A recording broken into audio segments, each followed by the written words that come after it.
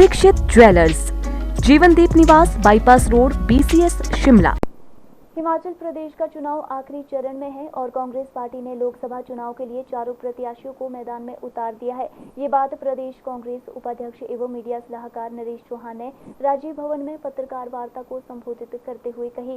इस दौरान उन्होंने भाजपा पर निशाना साधते हुए कहा कि भाजपा की सरकार को इन 10 सालों के कार्यकाल का जनता को रिपोर्ट कार्ड बताना पड़ेगा। उन्होंने कहा कि कांग्रेस सरकार पर आरोप लगाने से पहले भाजपा के पूर्व अध्यक्ष बिंदल बताए कि आपने कोविड के दौरान अध्यक्ष का पद क्यों छोड़ा था। इसमें 2 चरण हो चुके हैं, तीसरे चरण में जा रहा है।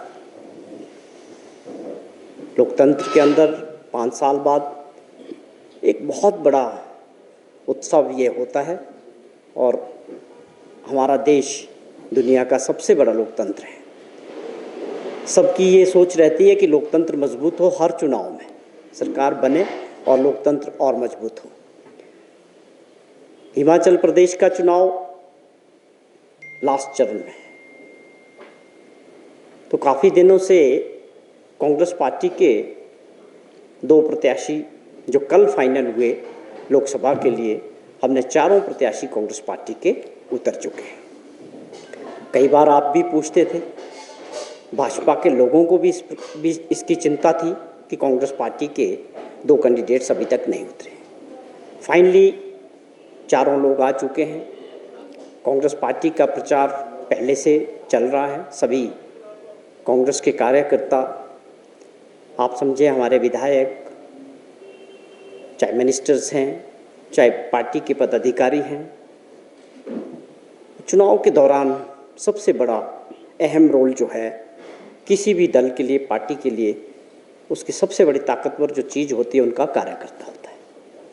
तो हम अपने सभी कार्यकर्ताओं, नेताओं के साथ मिलके लोगों के बीच जा रहे हैं। सभी विधायक अपने अपने क्षेत्र में कांग्रेस पार्टी का प्रचार कर रहे हैं। माननीय मुख्यमंत्री जी ने तकरीबन पहले एक दौरा प्रदेश के अंदर, डोडरा क्वार हो या सिरमौर ज़िला हो या लाहौल स्पीति हो, धर्मशाला, हमीरपुर हो, तकरीबन एक दौरा जो है अपने कार्यकर्ताओं से मिलने का और कई जगह पब्लिक मीटिंग्स की है। उसी तरह सभी नेतागण अपने अपने क्षेत्रों में जहाँ जहाँ जिसकी ड्यूटी लगी है पूरी गंभीरता के साथ इस चुनाव को लड़ रहे हैं। ये ठीक है कि हिमाचल प्रदेश के पिछले दिनों जो समीकरण बने, जो कारण रहे कि लोकसभा के साथ 6 विधानसभा का बाई इलेक्शंस भी हिमाचल प्रदेश में हो रहा है, उसके लिए भी कांग्रेस पार्टी ने अपने 3 प्रत्याशी ऑलरेडी घोषित कर दिए हैं और जो बाकी 3 लोग बचे हैं, मुझे उम्मीद है कि 1-2 दिन में इनकी घोषणा जल्दी हो जाएगी। जैसे जैसे चुनाव आगे बढ़ेगा, भाजपा के नेताओं का, चाहे आप राष्ट्रीय स्तर पर बात करें या हिमाचल के संदर्भ में हम बात करें, तो एक प्रयास रहेगा कि 10 साल तक भारत सरकार में जो सरकार थी देश की और माननीय प्रधानमंत्री नरेंद्र मोदी जी उसका नेतृत्व कर रहे थे, स्वाभाविक तौर पे होना यही चाहिए, जो सत्ता में थे उनका ये वक्त है देश की जनता को अपना रिपोर्ट कार्ड बताने का, अपने वादों को बताने का कि उन्होंने 10 साल 2014 में और 2019 में देश की जनता को जो सपने दिखाए अच्छे दिनों के, जो युवा साथियों को रोज़गार के सपने दिखाए, जो किसानों और बागवानों को जो डबल इनकम करने की बात की और हर वर्ग के लिए जो वादे किए थे महंगाई कम करने के। और मैं समझता हूँ कि भारत जैसे लोकतांत्रिक देश में महंगाई, बेरोज़गारी, काम धंधा ये हमेशा हर इलेक्शन में बड़े मुद्दे रहे हैं और आगे भी रहेंगे। इन चीज़ों पे चर्चा होनी स्वाभाविक है, होनी चाहिए। मुद्दे भटकाने का काम नहीं होना चाहिए। और आप चुनाव को जो है धर्म और जाति या हिंदू मुस्लिम या आप मंदिर और मस्जिद के नाम पे ले जाने का प्रयास करेंगे, मुझे लगता है कि अब वो माहौल देश में नहीं रहा। अब लोग अपनी समस्याओं को एड्रेस करना चाहते हैं कि उसके बारे में चर्चा हो। महंगाई ने कमर तोड़ी है देश की, आज पूंजीपतियों की तरफ ये हमारा समाज जा रहा है। जिनके पास पैसा है वो अरबोपति बन रहे हैं। वो बड़े गिने चुने से लोग हैं, 200-400 लोग देश के अंदर, वो प्रधानमंत्री जी के दोस्त भी हो सकते हैं। और आज ये मॉडल के 80 करोड़ लोगों को 5 किलो आटे और दाल चावल पे ला के खड़ा कर दिया। ये विकास का मॉडल इस देश के लिए नहीं हो सकता। ये विकास नहीं है कि जिस देश की 80 करोड़ लोगों के लिए केवल आप उपलब्धि समझते हैं कि उनको हमने 5 किलो आटा या गेहूं या चावल दे दिया, तो ये विकास नहीं हुआ इस देश का। आपके मित्र 5 साल में दुनिया के, एशिया के सबसे रिचेस्ट आदमी बन गए। 5 साल में किसी को भी कोई भी तरीके से नहीं बना जा सकता। लेकिन उनके लिए आपका प्यार और जिस ढंग से उनके लिए सारी संपत्तियां देश की खोली गई, बैंकों में पैसा देश के लोगों का था, बैंकों से उनको पैसा देके आधे रेट पे देश की संपत्तियां बेची गई।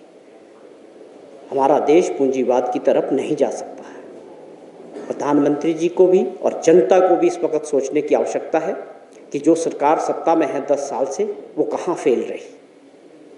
अपने मन की बात करने वाले प्रधानमंत्री देश की जनता की बात और उनकी समस्याओं को नहीं सुन रहे हैं।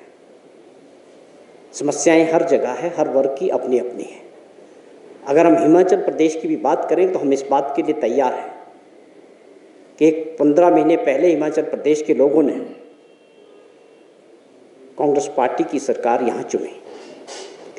ठाकुर सुखविंदर सिंह सुक्खू जी मुख्यमंत्री बने। उन 15 महीने में जो परिस्थितियाँ रही कि किस प्रकार खजाना खाली था। पिछली सरकार जो भाजपा की थी, डबल इंजन की सरकार, मॉडल जयराम जी का एक ही था, कर्जा लेने का मॉडल। 5 साल लगातार कर्जा लेते रहे और प्रदेशवासियों पे कर्जे का बोझ लाद के चले गए। और उनके कार्यकाल को हमेशा याद किया जाएगा कि हिमाचल प्रदेश देवभूमि में ये पहली बार हुआ कि जो बच्चे बेरोजगार थे, मेहनत करते थे, जब वो नौकरी की तलाश में जाते थे तो यहाँ जयराम जी के टाइम में एक ऐसा मॉडल आया कि पर्चे बिकते थे 3 लाख, 5 लाख, 7 लाख। चाहे पुलिस भर्ती की बात हो, चाहे हमीरपुर में सबॉर्डिनेट कमीशन की बात हो, जो अपने आप में बहुत दुर्भाग्यपूर्ण घटनाएं हुई, उसको हमारी सरकार ने 15 महीने में किस तरह से ठीक किया। और इन्होंने ये हिमाचल का नाम उन राज्यों के साथ जोड़ दिया जहाँ पर भर्तियों के लिए लोग पैसा दे के पर्चा खरीदते थे। और बहुत सारी उपलब्धियां रही 5 सालों में इनकी। वो चर्चा के विषय होने चाहिए कि आपको पूरी ताकत लगाने के बाद, प्रधानमंत्री जी की 10 रैलियां करवाने के बाद आप सत्ता में रिपीट क्यों नहीं किए। ये लोकतंत्र की सुंदरता है और हिमाचल प्रदेश के लोगों की और मतदाताओं की जागरूकता है कि उन्होंने बदलाव किया, कांग्रेस पार्टी की सरकार को मौका दिया। हम चाहते हैं कि इन चुनाव में, इन 15 महीने का, हम खुद चाहते हैं कि हमारे हिसाब किताब के बारे में बात हो। भाजपा को हम ये चैलेंज करते हैं कि चुनाव मुद्दों पे लड़े, मुद्दों की बात करें। हमारे 15 महीने के कार्यकाल की बात होनी चाहिए, चाहे वो गारंटियों की बात हो, चाहे आपदा के दौरान हमारी सरकार द्वारा, माननीय मुख्यमंत्री जी द्वारा जिस प्रकार से काम किया, उस पर हम बात चाहते हैं कि आपदा के दौरान आपकी सरकार, आपके विपक्ष के लोग उस प्रस्ताव के साथ विधानसभा में खड़े थे या नहीं थे, जब हमने प्रस्ताव करके भारत सरकार से ये मांग की कि ये आपदा राज्य घोषित होना चाहिए। और 10,000 करोड़ रुपए का जो नुकसान हुआ है प्रदेश के अंदर, जब इतिहास की सबसे बड़ी आपदा आई, जब हिमाचल प्रदेश के लोग सबसे बुरे संकट से गुजर रहे थे, तो आप लोग और आपके नेता उस वक़्त कहाँ थे। ये चर्चा के विषय होने चाहिए चुनाव के दौरान। उसी प्रकार हमने बड़े फैसले किए, 2 बजट दिए हमारी सरकार ने, दोनों बजट ऐतिहासिक थे। रूरल इकोनॉमी को स्ट्रॉन्ग करने के लिए, मजबूत करने के लिए, अर्थव्यवस्था को मजबूत करने के लिए उस बजट में फैसले किए। पहला राज्य बना दूध को MSP में लाने वाला, या 9 से 10 रुपये किलो दूध बढ़ाने वाला। बागवानों के लिए फैसले किए, स्पोर्ट्स प्राइस की बात हो, किलो के हिसाब से फसल बेचने की बात हो, पैकिंग मटेरियल यूनिवर्सल कार्टन की बात हो, मंडियों के विस्तार की बात हो, CA स्टोर इंफ्रास्ट्रक्चर बनाने की बात हो। 15 साल में हमारी सरकार ने और माननीय मुख्यमंत्री जी ने ऐतिहासिक काम किए हैं। महिला सम्मान निधि के रूप में 1500 रुपये देने की बात हो, आज हिमाचल पहला ऐसा राज्य बना देश के अंदर जो महिला 16 साल से 59 ईयर्स के बीच जिनको ये सम्मान निधि 18,000 रुपया साल की मिलेगी, जो लाहौल स्पीति में शुरू हो चुकी है और पूरे राज्य के अंदर 2,74,000 ऐसी महिलाएं जिनको 1,100-1,100 रुपया मिलता था उनको 1,500 रुपया मिलना शुरू हुआ। और उसके अलावा जो इसके अंदर फॉल करेंगे उनको इसकी जल्दी 1,500 रुपये मिलने शुरू होंगे। माननीय मुख्यमंत्री जी ने इसकी बात कही है। तो इन चीज़ों पे हम चाहते हैं कि भाजपा के जो नेता हैं, मैं आज पढ़ रहा था भाजपा के अध्यक्ष श्री बिंदल जी का स्टेटमेंट कि नाकामयाब रही है ये सरकार। बिंदल जी किन परिस्थितियों में द्वारा पार्टी अध्यक्ष बने, अच्छी बात है, उनकी पार्टी का अपना मैटर है, लेकिन आपको कुछ पिछली बातों को भी याद करना चाहिए।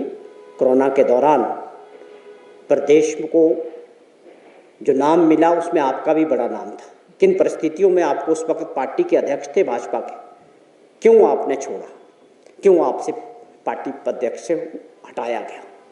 ये कुछ बड़े सवाल है जो आज भी लोगों के जहन में हैं। Bureau report, city channel, Shimla.